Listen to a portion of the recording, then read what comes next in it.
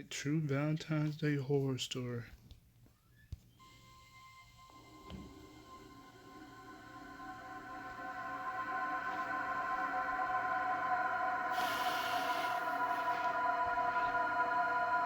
Fear crawler.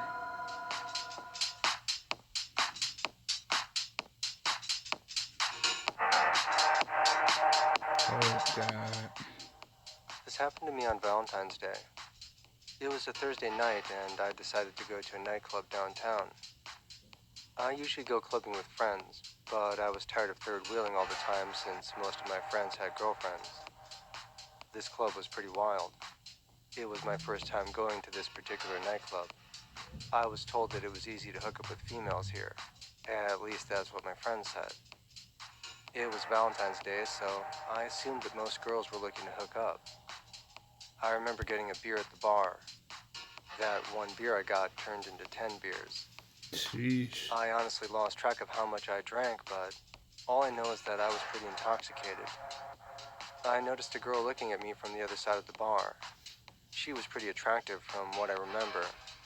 She was brunette, voluptuous, and she had a nice smile. I noticed she kept smiling at me, which That's gave me the damn impression drunk, she bro. wanted Like to she talk. crazy. So I did. I approached her and I introduced myself. She introduced herself as well, and we ended up dancing together on the dance floor. A couple minutes later, I started zoning out, and I remember being inside a cab with the girl. She told me that we were on the way to her place. I felt like every time I closed my eyes, I would end up somewhere else. That's how drunk I was. Sheesh. The girl goes to the washroom while I waited in the living room. I remember You seeing a should have bunch never of been that portraits of wasted. sleeping men on the wall. There were about 5 of them.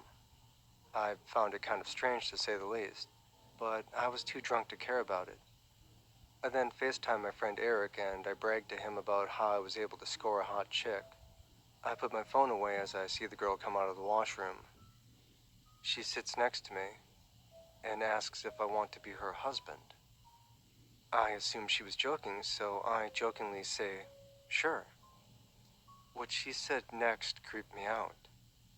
She said, you better marry me, or else.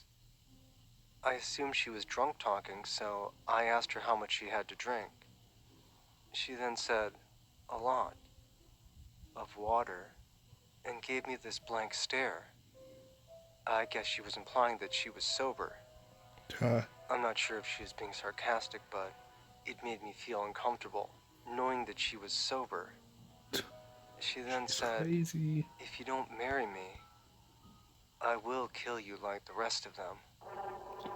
Right Ooh. after she said that, she points at the portraits of the sleeping men on the wall.